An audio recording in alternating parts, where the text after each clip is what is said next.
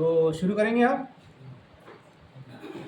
तो उपस्थित आदरणीय ब्रह्मचारी रत्नसिद्धि जी मेरा मेरे साथ बैठे हैं और हर दिन हमारे का ये प्रवचन का और पूरे शिविर का वो संचालन कर रहे हैं और बहुत ही शुरुआती वो बहुत अच्छी हमें प्रेरित करते हैं, हमें वो एक प्रकार से प्रेरणा देते हैं। ऐसे हमारे ब्रह्मचारी अनुमशुर जी और उपस्थित सभी धर्म मित्र भाइयों, सभी को जय भीम, नमो बुद्धाय। तो आज के इस प्रवचन के सत्र में आप सभी का हार्दिक स्वागत। तो हम गए 4 दिन से, आज का ये चौथा प्रवचन है। तो गए 3 प्रवचन में हम श्रद्धा क्या है, हम श्रद्धा को कैसे विकसित कर सकते हैं, इसके बारे में सुन रहे हैं। जैसे कि हम देख रहे हैं कि श्रद्धा की कितनी महत्वपूर्ण है। तो हमने देखा है कि श्रद्धा एक आध्यात्मिक जीवन का एक बीज है या वो एक ईंधन है, और उसको जीवित रखने के लिए, श्रद्धा को जीवित रखने के लिए पूजा कितनी महत्व की है। पूजा के माध्यम से हम हमारी श्रद्धा जीवित रख सकते हैं। तो पूजा हमारी कैसी होनी चाहिए, पूजा का वातावरण कैसा होना चाहिए, पूजा के लिए क्या क्या बातें आवश्यक है, उसके बारे में हमने कल बहुत सारी चर्चा की है। हमने देखा है कि जैसे पूजा है, वंदना है और एक शरण नमन है। तो जैसे ये सप्तांग पूजा है और सप्तांग पूजा के ये 7 अंग है। तो ये 7 अंग एक प्रकार से हमारे अलग अलग जो हमारे भाव है, जो स्पिरिचुअल भाव है, आध्यात्मिक भाव है, तो हमारे ये भक्ति युक्त भाव को वो क्रमिक श्रृंखला उसकी लगी हुई है। तो जैसे हम पूजा करते हैं, तो पूजा में क्या करते हैं हम, हमारा एक आदर्श जो है, तो हमारा आदर्श कितना ऊंचा है, कितना श्रेष्ठ है, वो कितना सुंदर है, वो हम देखते हैं। और वो उनकी सुंदरता, उनकी श्रेष्ठता ये देखकर हमारे मन में ही मन आनंद निर्माण होता है, और उस आनंद से हम पूरे भरे जाते हैं। और उस आनंद की फिर अभिव्यक्ति हमें करना है, तो फिर वो आनंद की अभिव्यक्ति हम हमारे शरीर से उनको वंदन करते हैं, प्रणाम करते हैं। तो उसका वंदन भी हम उनको करते हैं। तो वंदन करते हैं तो पूरे हम एक प्रकार से शरीर से वहाँ सम्मिलित होते हैं। केवल मन ही नहीं, तो हमें शरीर भी है, तो शरीर से उनमें सम्मिलित होते हैं, नमन करते हैं। और नमन करने के बाद हम जब उनको वंदन करते हैं, प्रणाम करते हैं, और उसके बाद एक प्रकार से हम वो जो आदर्श है, उनकी जो श्रेष्ठता है, उनकी जो गुण है, उनकी वो श्रेष्ठता, उनकी जो ऊंचाई है, आदर्श है, उनमें और हमारे में बहुत सारा अंतर है, खाई है। तो वो अंतर कम करने के लिए हम प्रतिज्ञाबद्ध होते हैं, हम कटिबद्ध होते हैं कि मुझे भी ऐसा मेरे आदर्श के जैसा मुझे बनना है। तो वो जो भी वो श्रेष्ठ है, उनमें जो अच्छाई है, वैसे ही मुझे बनना है। तो उसके लिए हम कमिटमेंट करते हैं, प्रतिज्ञाबद्ध होते हैं, कटिबद्ध होते हैं। तो वो एक प्रकार से हम वहाँ शरणगमन करते हैं। तो ये शरणगमन बहुत ही महत्वपूर्ण ऐसी ये है कि हमने चुन लिया है। हमारा आदर्श ये बुद्धत्व का आदर्श है, श्रेष्ठ ऐसा आदर्श है। तो उनमें और मेरे में बहुत सारा अंतर है। तो वो अंतर कम करने के लिए हम प्रतिज्ञाबद्ध होते हैं। तो जब हम प्रतिज्ञाबद्ध होते हैं, तो हम बुद्ध धम्म संघ को हम समर्पित होते हैं। तो कल हमने देखा है पूजा क्या है, इसके बारे में हमने कल देखा है।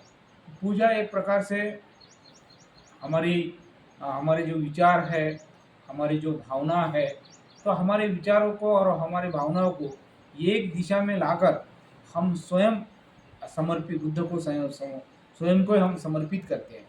तो पूजा एक प्रकार से दान की कृति है ना। तो पूजा करना इसका मतलब दान करना है। बहुत बार हम सुनते हैं कि भाई पूजा यानी क्या है? पूजा यानी सम्मान करना है, कृतज्ञता व्यक्त करना है, उनका आदर करना है। तो हम किसी की कृतज्ञता व्यक्त करना है ना? उनका सम्मान करना है। तो केवल वाणी से सम्मान नहीं हो सकता, केवल मन से नहीं हो सकता। तो वो कृति है कृतज्ञता व्यक्त करना। तो कृति यानी क्या है? तो हमने उनके लिए दान देना चाहिए, है ना? फिर दान बहुत सारा अलग-अलग दान के प्रकार है ना? बाबा साहब ने भी बताया है कि हमें धम्म कार्य के लिए या हमारे ऊपर समाज का ऋण है और वो समाज का ऋण देने के लिए हमने दान देना चाहिए, है ना? धम्म कार्य के लिए 5% उन्होंने दान बताया है। हमारे ऊपर समाज का कर्जा है, ऋण है। वो बहिष्कृत भारत में जब महाभारत की स्टोरी बताते हैं, तो उसमें वो बोलते हैं कि समाज के ऊपर 4 प्रकार के माने हमारे ऊपर 4 ऋण हैं, ऐसा महाभारत बोलते हैं। यानी जैसे वो बोलते हैं कि ऋषि का ऋण है, देवों का ऋण है, माता-पिता का ऋण है और समाज का ऋण। तो बाबा साहब बोलते कि ये ऋषि का ऋण देना छोड़ दो, देवों का ऋण देना छोड़ दो, माता पिता का भी ऋण देना छोड़ दो, क्योंकि माता पिता का वो हिंदू समाज में ऋण देते हैं तो वो बाल निकाल के वो बाल देते हैं उनको मरने के बाद, वो बोलते वो भी छोड़ दो।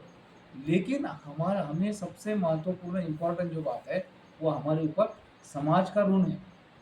तो समाज का ऋण हम कैसे दे सकते हैं? बाबा साहब ने बहुत ही अच्छा लिखा कि जो निर्धन लोग है उसे निर्धन, जो धनी लोग है उन्होंने निर्धन लोगों को धन देना चाहिए, जो दुर्बल है उनको शक्तिशाली लोगों ने शक्ति देना चाहिए, है ना? जो अशिक्षित है उनको शिक्षित लोगों ने शिक्षा देनी चाहिए, है ना?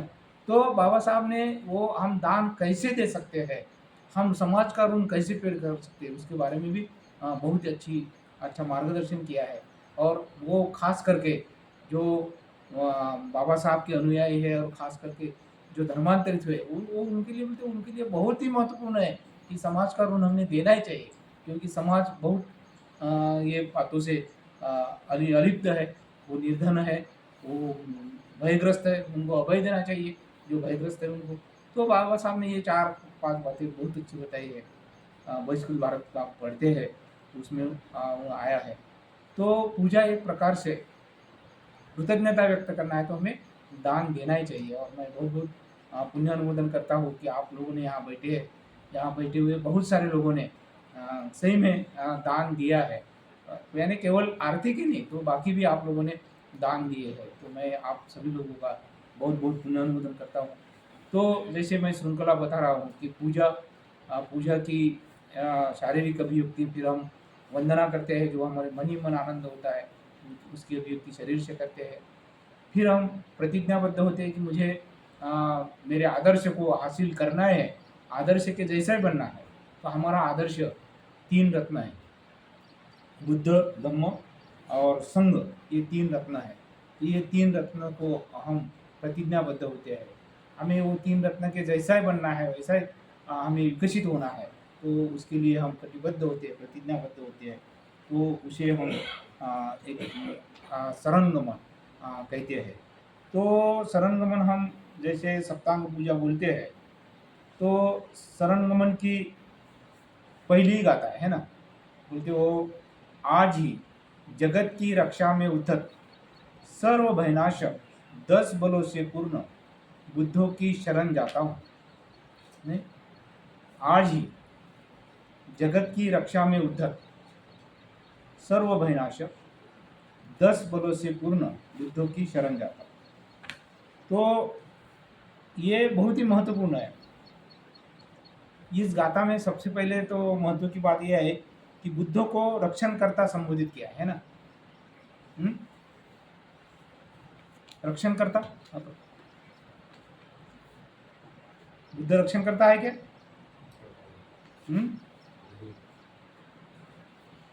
हाँ,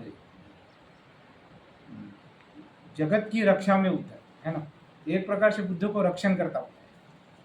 तो इसके बारे में हमें कभी संभ्रम हो सकता है ना, बुद्ध कैसे रक्षण करता है? जैसे हम बाकी धर्म में देखते हैं, हिंदू धर्म में देखते हैं, वो उनको लगता है कि हमारा रक्षणकर्ता कौन है?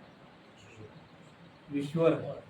वही हमें जो भी सांसारिक आपत्तियाँ आएंगी, है ना, जो भी हमारे ऊपर समस्या निर्माण होगी, संकट निर्माण होंगे, वो कौन, उससे कौन बचाएगा हमको? ईश्वर बताएगा, यानी बचाएगा, देव बताएगा, बचाएगा। तो रक्षण करता यानी कोई, ये जो सांसारिक आपत्तियां है, समस्या है, उससे बुद्ध नहीं बचाएंगे। बुद्ध बचाएंगे क्या उसको? उससे बुद्ध नहीं बचा सकते। वो हिंदू या इतर धर्म वालों की संकल्पना है कि भाई जो भी करता है वो ऊपर वाला ही करता है ना, यानी वही हमें समस्या से, आपत्ति से बचाएगा। लेकिन यहाँ बुद्ध को रक्षण करता किस दृष्टि से बताए, बोला बुद्ध रक्षण करता कैसे है ना, वो ईश्वर तो नहीं है। बुद्ध बुद्ध बुद्ध ने बताया है, हम बाबा साहब का ग्रंथ भी पढ़ते तो उसमें बताया कि देव नहीं, आत्मा नहीं, ईश्वर नहीं है ना। तो यहाँ जो बुद्ध को रक्षण करता बताया, तो वो कैसा है ना, वो हमारे रक्षण करता कैसे, वो सांसारिक आपत्तियों से हमें कभी बचा नहीं पाएंगे, है ना, उससे हमारा वो रक्षण नहीं कर पाएंगे। तो बुद्ध रक्षण करता किस दृष्टि से?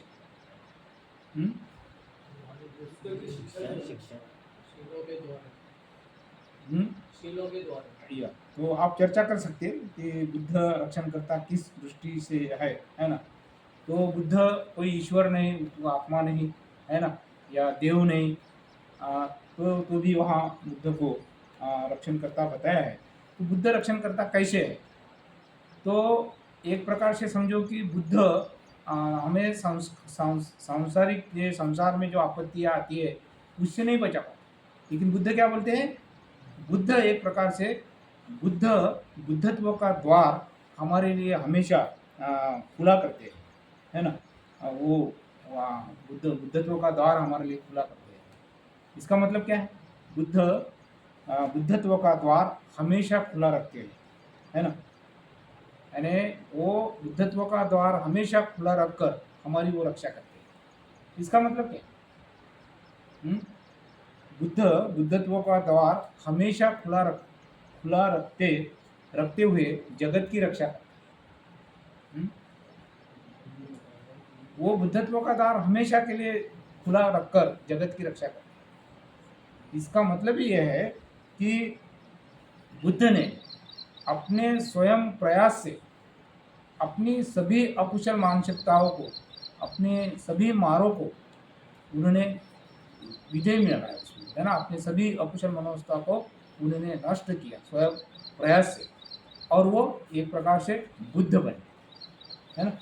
बुद्ध में वो बने, अपने सभी अकुशल मनोवस्था का, सभी मारों का उन्होंने नाश किया, और वो एक प्रकार से बुद्ध बने। यानी बुद्ध बने इसका मतलब वो सभी दुखों से मुक्त हुए, विमुक्त हुए, है ना, उन्होंने वो बुद्धत्व प्राप्त किया।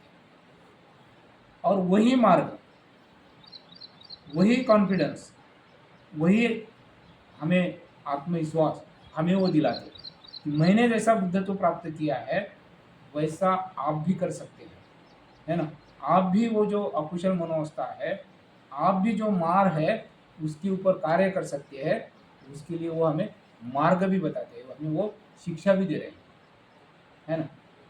तो उस मार्ग से जो मैंने किया है, मैं जैसा दुख से मुक्त हुआ हूँ, मैंने सभी अकुशल मनोवस्था को नष्ट किया है, वैसे आप भी कर सकते हैं। केवल वो कर सकते हैं इतना ही नहीं बताते, कॉन्फिडेंस नहीं देते, तो वो आपको मार्ग भी देते। अभी प्रयास किसको करना है? हाथ जोड़कर मुझे सफलता मिले ऐसा बोले तो भी आएगा क्या? वो आपको सफलता के लिए, दुख मुक्ति के लिए, सुख आना चाहिए, है ना, आनंदी रहना चाहिए, इसके लिए वो उन्होंने हमें मार्ग बताया। तो वो एक प्रकार से वो हमारे मार्गदाता है। तो वो बहुत बार बोलते हैं ना, क्या वो धम्मपद में गाथा भी है कि मैंने जो किया है, मैंने सभी अकुशलताओं को, सभी मारों को नष्ट कर किया है, आप भी वैसा कर सकते हैं। और आप त्रिअंगी पूजा में बोलते हैं बुद्ध ने जो किया है वो हम भी कर सकते हैं। बुद्ध ने हमें कॉन्फिडेंस दिया। बाकी कोई इसमें आपको ऐसा इतना कॉन्फिडेंस दिया नहीं, कोई भगवान नहीं बन सकता है, कोई अल्लाह नहीं बन सकता है ना। तो बुद्ध ही केवल बोलते हैं कि आप मेरे जैसे बन सकते हैं। वो उन्हें हमें कॉन्फिडेंस दिया है, एक प्रकार से प्रेरणा दी है, आत्मविश्वास उन्होंने हमें दिया है। तो ये बहुत ही महत्वपूर्ण बात है, उन्हें रक्षण करता इस अर्थ से बुद्ध को रक्षण करता बताया है ना। और बहुत बार हमारी गलत फहमियाँ होती है, अंधश्रद्धा में रहते हैं, हमारी जो सांसारिक आपत्तियाँ है, समस्या है, तो उसके बचने के लिए हम बुद्ध को शरण जाते हैं। क्या हम इसके लिए शरण जाते हैं क्या बुद्ध को? है हमारी जो सांसारिक आपत्तियाँ है, समस्या है, उससे ऊपर उठने के लिए हम बुद्ध को शरण जाते क्या? उसके लिए हम बुद्ध को शरण नहीं जाते। या तो बुद्ध को हम शरण इसीलिए जाते हैं ना। एक प्रकार से हम ऐसे बोल सकते हैं कि हम शरण गमन क्यों करते हैं ना। अभी कई लोगों ने यहाँ शरण गमन का शिविर भी किया है, कई लोगों ने नहीं किया हुआ है ना। तो हम बुद्ध धम्म संघ को शरण जाते हैं, तो शरण गमन जाने का या शरण गमन करने का हमारा क्या उद्देश्य? नहीं पता है ना आप लोगों को, हम शरण गमन क्यों करते हैं? हम शरण गमन इसलिए करते हैं कि जो हम दुखी है ना, हमें दुख से मुक्त होना है ना। तो दुख से मुक्त होने के लिए, दुख के ऊपर कार्य करने के लिए हम बुद्ध धम्म संघ को शरण जाते हैं ना। तो दुख जो है, उनको दुख से मुक्त होने के लिए हम बुद्ध धम्म संघ को शरण जाते हैं। तो बहुत बार मुझे ऐसा लगता है कि क्या हम लोगों को ऐसा लगता है कि हम दुख से मुक्त होने के लिए शरण गमन कर रहे हैं, या हमको लगता है हम दुखी है करके? किसको लगता है कि हम दुखी नहीं है करके? हम दुखी है क्या? है? है? अभी तो कोई बीमार नहीं है, कोई कुछ नहीं है?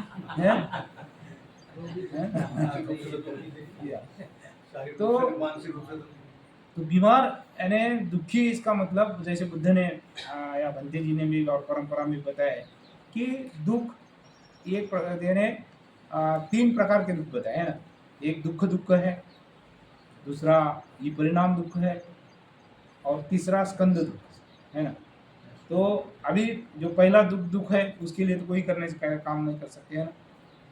दूसरा जो है ये परिणाम दुख, वो भी है। और तीसरा जो है स्कंद दुख, जिसे बोलते हैं ना, असमाधान का दुख, असंतुष्टि का। तो ये जो असंतुष्टि का दुख है, असमाधान का दुख, ये दुनिया के सभी लोगों को है ना, जो संस्कारित लोग हैं, ये सभी को क्या है? असमाधान का, असंतुष्टि का दुख। तो वो असंतुष्टि का दुख, असमाधान का दुख, उससे मुक्ति पाने के लिए है ना, हम शरण गमन करते हैं। यानी जब तक असमाधान है, असंतुष्टि है ना, तब तक हम सुखी नहीं रह सकते है ना। सुख की हमारी परिभाषा अलग है, लेकिन सुख यानी क्या है? सभी अकुशल मनोवस्था से है ना, सभी अकुशल मनोवस्था से मुक्त होना, ये सुख। तो क्या हम सभी अकुशल मनोवस्था से मुक्त हुए है ना? असमाधान है, तो ये एक प्रकार से दुख है ना। तो वो दुख से मुक्त होने के लिए हम शरण गमन करते हैं। तो बुद्ध को हम शरण जाते हैं, तो इसका मतलब ही ये है कि बुद्ध को वही गाथा में बताया है कि बुद्ध क्या है?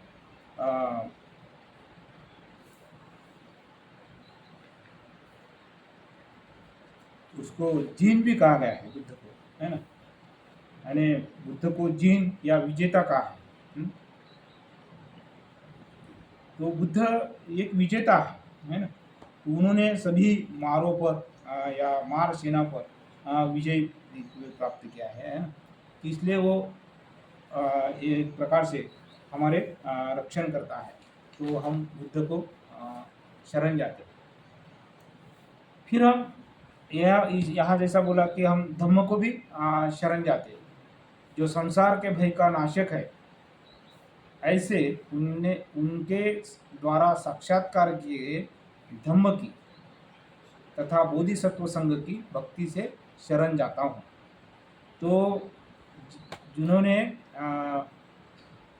उनके द्वारा साक्षात्कार किए गए धम्म की, साक्षात्कार करना है क्या?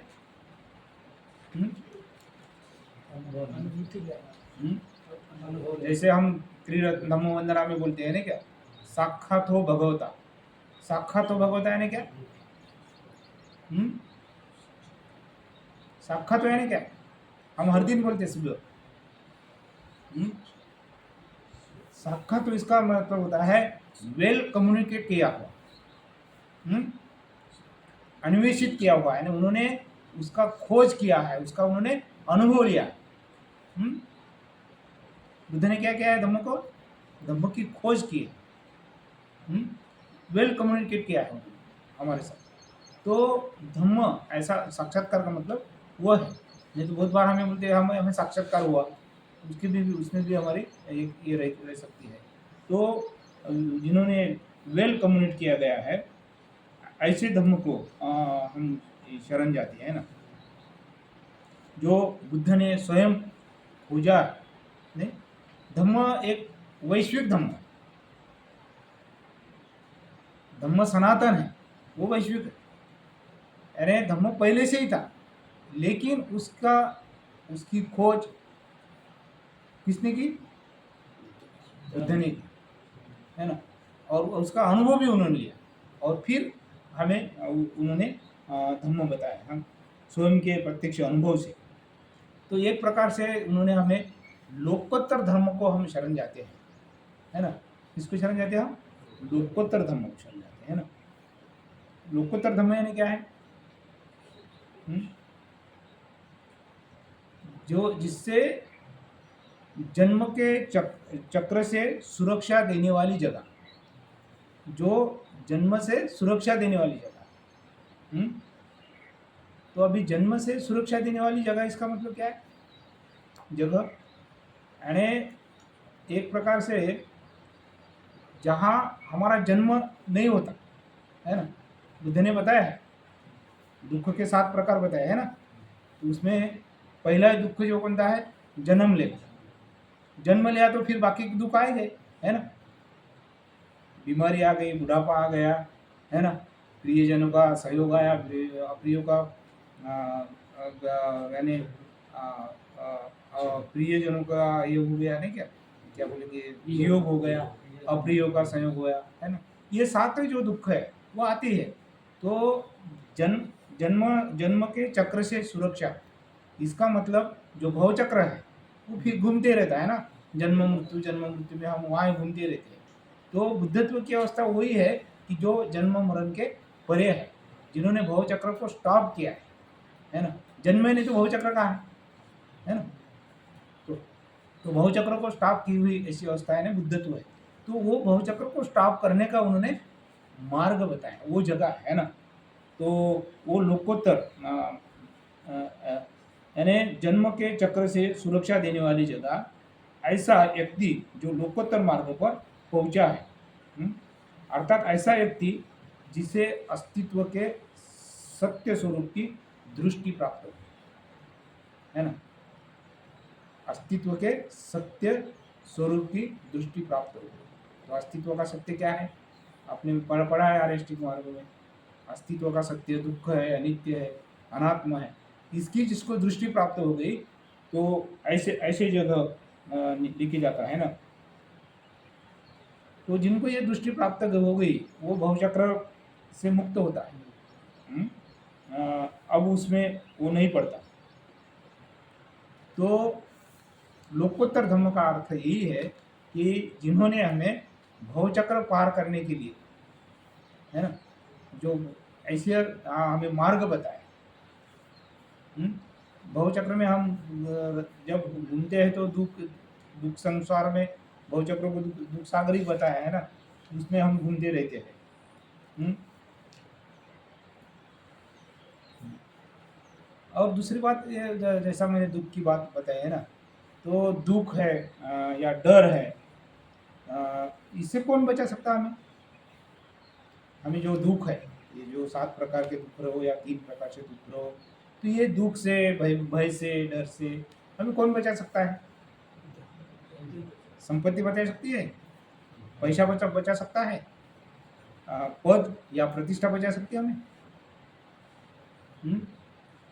यानी हमें दुख से संपत्ति, पद, प्रतिष्ठा, पद, ये कोई नहीं बचा सकता। बचा सकता क्या? ये हमारे सभी गलत शरण स्थान है।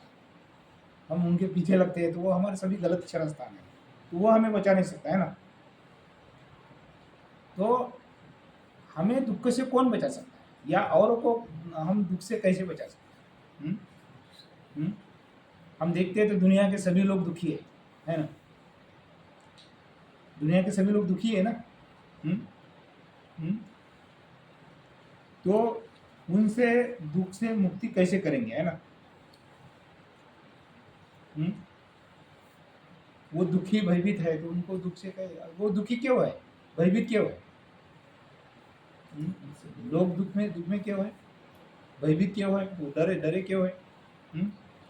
तो एक प्रकार से वो जैसे मैंने बताया कि 3 प्रकार के दुख है, तो उसमें से जो असमाधान का दुख असंतुष्ट है ना, तो ये असमाधान का दुख है, असंतुष्ट जो है ना, तो इससे यानी बार बार असंतुष्टि की वजह से, असमाधान की वजह से हम तृष्णा में जाते हैं, और तृष्णा हमें जन्म देता है ना। तो ये तृष्णा है या अज्ञान है, तो अज्ञान की वजह से या तृष्णा की वजह से दुनिया दुखी है ना। जो आज कलह दिखता है, जो दुख है दुनिया में, उसका कारण क्या है? उसका कारण वही है कि लोग तृष्णा में है, अज्ञान में है, और अज्ञान की वजह से, तृष्णा की वजह से दुख है ना। तो ये लोगों को लोकोत्तर धम्म बताएंगे। बुद्ध ने जिनको लोकोत्तर धम्म बताया, इसलिए कुछ लोगों को प्राप्ति हुई, वो दुख से मुक्त हुए, है ना। बहुत जो जो लोगों ने उनको ग्रहणशील रहे, है ना। बुद्ध भी बोलते हैं धम्मपद में, बुद्ध और उनके धम्म ग्रंथ में बोलते हैं कि मेरा शिष्य कौन हो सकता है? तो बुद्ध बोलते मेरा शिष्य वही हो सकता है जो निरंतर तृष्णा का नाश करने का प्रयास करता है, वही मेरा शिष्य हो सकता है ना। तो हमें भी बुद्ध का शिष्य बनना है, तो हम निरंतर तृष्णा का नाश करने का प्रयास करेंगे, तो हम क्या होंगे? बुद्ध के शिष्य बन सकते, है ना। तो हम लोगों को तृष्णा से मुक्त होने के लिए बुद्ध ने लोकोत्तर धर्म बताया है ना। तो तो हमारा अज्ञान नहीं रहेगा, तृष्णा नहीं रहेगी, तो हम फिर बुद्ध बुद्ध के जैसे बनने का प्रयास करेंगे, है ना। और यही बात से हम देख सकते हैं कि इसी से बुद्ध हमारे रक्षण करता है, दुनिया के रक्षण करता है ना। तो इससे हम धम्म को, लोकोत्तर धम्म को शरण जाते हैं। तो आप लोकोत्तर शरण गमन के बारे में भी सोच सकते हैं। फिर बाद में संगम संग शरण रहता है ना। यानी जैसे उन्होंने यहाँ लिखा है कि बोधिसत्व संघ की भक्ति से शरण जाता हूँ, है ना। बोधिसत्व संघ की भक्ति से शरण जाता हूँ।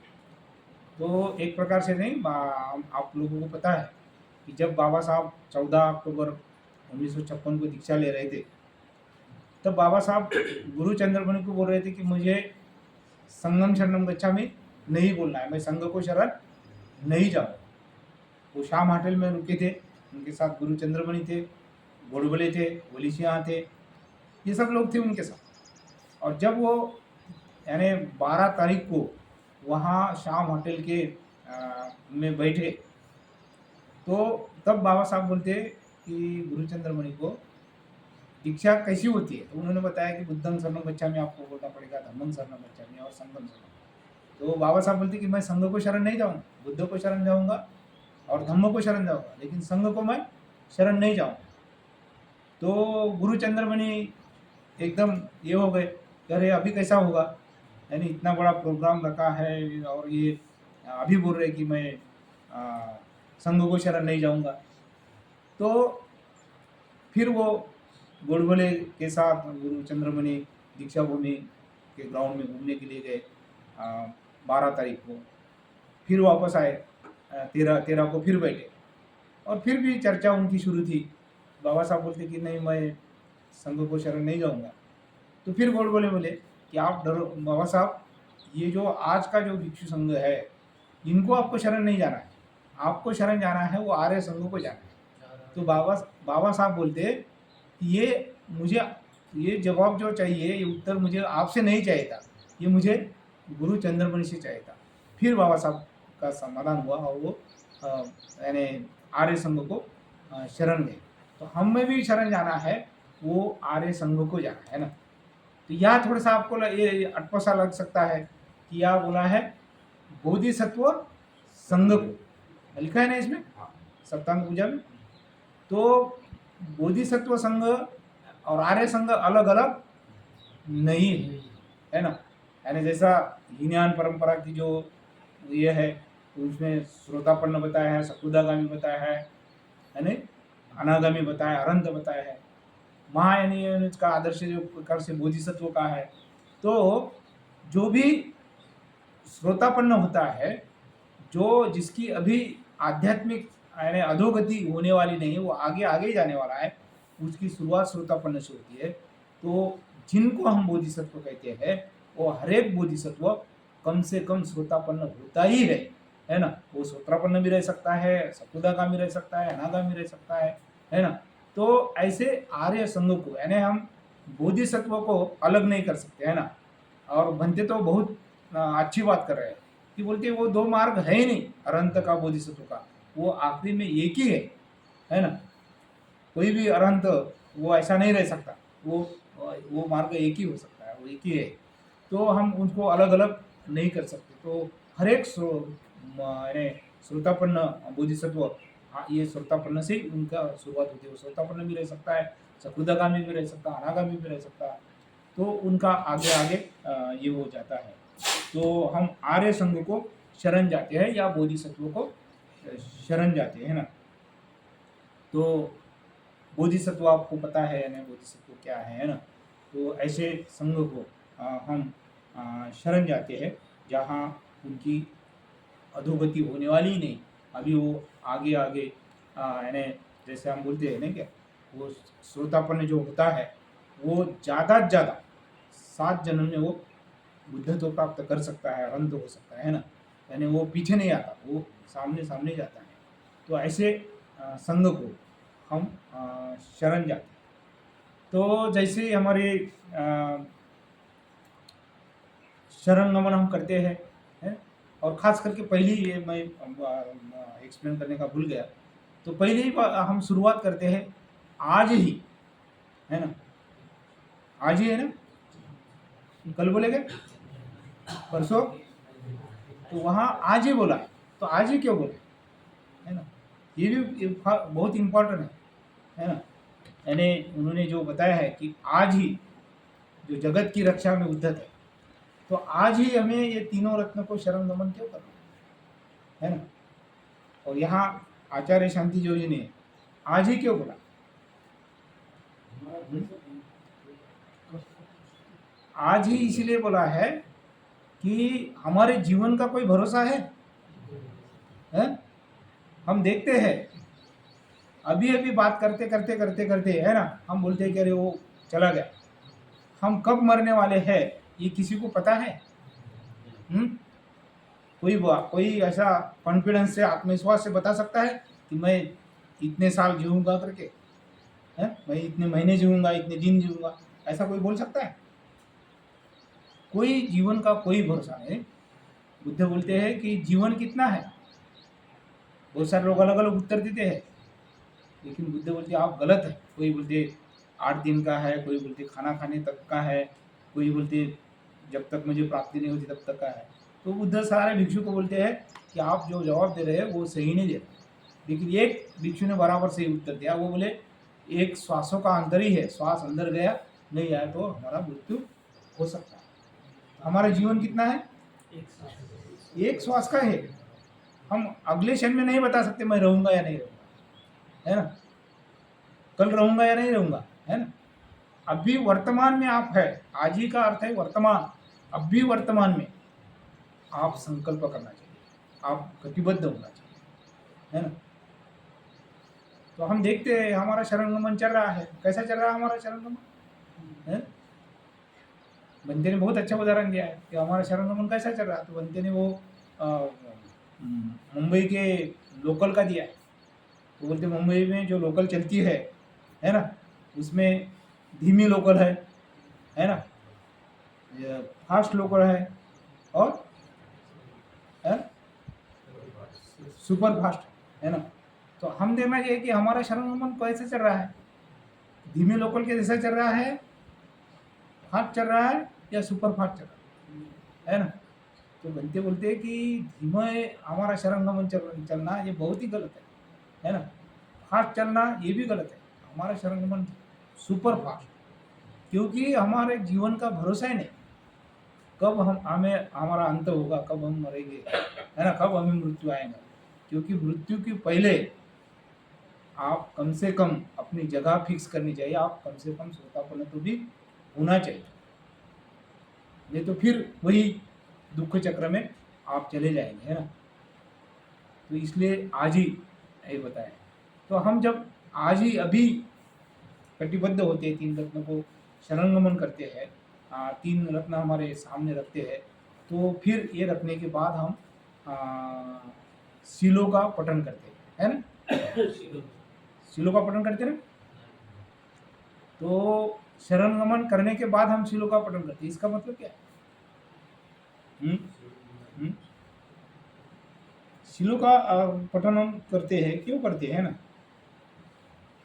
5 या 10 शीलों का हम पठन करते हैं। ब्रह्मचारी रहेंगे तो 10 शीलों का पठन करते हैं, मित्र सहायक है तो वो 5 शीलों का पठन करते हैं। तो शरणगमन की अभियुक्ति ये क्या है? शीलाचरण, है ना। यानी जब हम कटिबद्ध होते हैं तो वो शरणगमन के माध्यम से हमारे जीवन को परिवर्तन करने के लिए हम शीलों का पठन करते हैं, शीलों का आचरण करते हैं, है ना।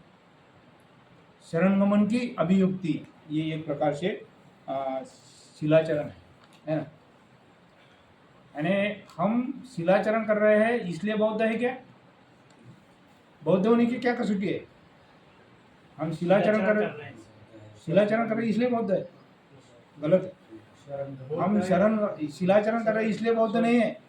बौद्ध वही होता है जो शरणगमन करता है, और शरणगमन की अभियुक्ति शील है ना। तो इसलिए बाबा साहब बुद्ध भंते ने बताया है कि शरणगमन प्रथम है और शरणगमन नहीं, शरणगमन प्रथम है, शीलाचरण द्वितीयम है और जीवन शैली तृतीयम है। ऐसा है कैसा? यानी हमारे शीलाचरण की अभियुक्ति जीवन शैली में आती है ना। हम शीलाचरण कर रहे हैं तो उसकी अभियुक्ति हमारे जीवन में आनी चाहिए, उतरनी चाहिए। की अभिव्यक्ति शील है, सरल गमन की अभिव्यक्ति शील है, और सरल गमन करते हैं इसलिए बौद्ध है। चलो आगे जाए। तो इसके बाद हम देखते हैं कि शीलों का पठन करते हैं। तो पंचशील और दशशील हम देखते हैं ना। ब्रह्मचारी आप सभी लोग भी परिणामकारक शरणगमन करने के लिए विनती की है। यानी एक प्रकार से आप ब्रह्मचारी कल के ब्रह्मचारी है ना। तो पंचशील और दशशील में भी थोड़ा अंतर है ना। दशशील में मन के 3 शील है ना। यानी मिथ्या दक्षिणा है, दावाशील जिसे हम दृष्टि मार्ग कह सकते हैं, दर्शन मार्ग के प्रति प्रतिज्ञाबद्ध होना है। मिथ्या दृष्टि बोले तो जो हमारी मिथ्या दृष्टि है, वो मिथ्या दृष्टि का हमें नाश करना है, उससे ऊपर उठना है। तो ये मिथ्या दृष्टि जब तक हमें हम दर्शन मार्ग बोलेंगे या दृष्टि मार्ग का आचरण नहीं करते हैं, तब तक वो मिथ्या दृष्टि रह ही सकती है। इसलिए वो प्रज्ञा है। तो ये प्रज्ञा प्रज्ञा का वो मिथ्या दृष्टि है। बाद में 8वां और 9वां जो शील है वो एक प्रकार से अभिज्ञा एरमनी। तो अभिज्ञा ये लोभ है ना, और व्यापादा ये द्वेष है। ये दोनों भावना मार्ग है, वो भावनी से संबंधित है। तो हम भावना मार्ग को भी प्रतिज्ञाबद्ध होते हैं, है ना। यहाँ 10वां शील दर्शन मार्ग बताता है, प्रज्ञा बताती है, और ये 8वां और 9वां शील क्या बताते हैं, भावना मार्ग होता है। तो यहाँ तीनों शीलों में दर्शन मार्ग और भावना मार्ग दोनों भी आते हैं, है ना।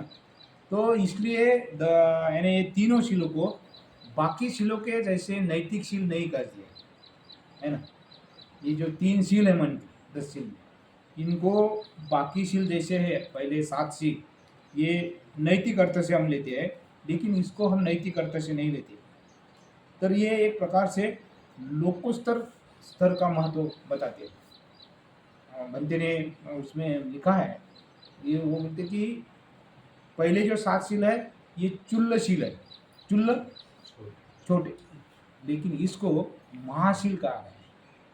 क्या कहा गया है, महाशील है। तो ये एक प्रकार से लोकोत्तर स्तर का महत्व ये करते हैं, है ना। और तो हम भी परिणाम कारक शरणगमन करते हैं।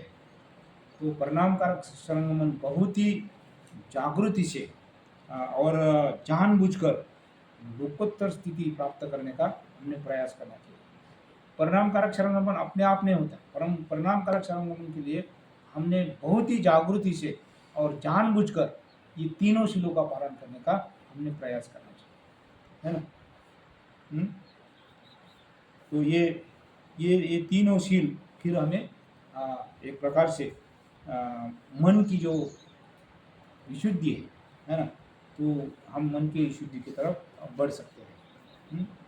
और 10 शील का और भी एक महत्वपूर्ण लक्षण है, उसमें वाणी के 4 शील दिए, पंचशील में एक ही है ना, लेकिन इसमें वाणी के 4 शील दिए हैं। तो हम देख सकते हैं कि आध्यात्मिक जीवन में जो मानवीय संपर्क है या मानवीय संवाद है, उसको कितना बड़ा महत्व है ना। 4 शील वाणी, वो बहुत ही महत्वपूर्ण या कितनी अहम महत्व की बात है, ये हम समझ सकते हैं। हमारी वाणी बहुत ही महत्वपूर्ण है ना, वो मानवीय संपर्क रखने के लिए, मानवीय संवाद निर्माण करने के लिए बहुत ही महत्वपूर्ण है। और तीसरी बात और महत्वपूर्ण है 10 शील और पंचशील में। 10 शील में एक प्रकार से पंचशील में जो सुरा मेरे मध्य कुमार थाना रमणी है, वो शील 10 शील में नहीं दिखता, है ना। तो कभी कभी हम बोल सकते हैं कि अरे इसमें तो 10 शील तुम्हें सुरा मेरे है ही नहीं, है ना। तो ये भी हमें एक प्रकार से एक आश्चर्यकारक लग सकता है। तो इस शील का सुरा मेरे मध्य प्रमाद थाना जब हम बोलते हैं, तो इसकी सकारात्मक बाजू क्या है, जागृति का विकास या जागृति है नहीं क्या, यानी जो नशे की अवस्था है, अजागृति की अवस्था है, तो उससे मुक्त होने के लिए सुरा में रहे, है ना। तो हम देख सकते हैं कि ये जो मन के 3 शील जो है ना, ये तीनों शील हमारी जो सूक्ष्म आंतरिक और मानसिक जो आध्यात्मिक नशा है, उसको कम करने के लिए वो 3 शील है ना। तो जो हमारे मन की जो सूक्ष्म आंतरिक और मानसिक ये आध्यात्मिक जो नशा है, उन नशा को बाहर निकालने के लिए ये 3 शील बताए, है ना। और ये तीनों नशा से बाहर आना बहुत महत्वपूर्ण है ना। मन की जो शील है, मन की जो नशा है, उससे बाहर आना बहुत महत्वपूर्ण है। तो ये 10 शील और पंचशील में फर्क है थोड़ा। सामान्य लोगों के लिए पंचशील ठीक है, लेकिन हम अभी परिणाम कारक शरणगमन करना चाहते हैं, है ना। तो परिणाम कारक शरणगमन करने के लिए हमें 10 शीलों की आवश्यकता है। तो हम देख सकते हैं कि ये हम क्या, ये जो जिसे महाशील बोले हैं, उसका क्या हम हाँ आचरण करने का प्रयास करते हैं क्या, है ना। तो ये बहुत ही महत्वपूर्ण ऐसी बात है और इससे ही हम विमुक्त हो सकते हैं, है ना। तो भाइयों आपने मुझे बहुत ही अच्छी तरह से सुन लिया, तो आप सभी का मैं पुनः अनुमोदन करता हूँ और मैं यहाँ ही रुकता हूँ। जय हिंद।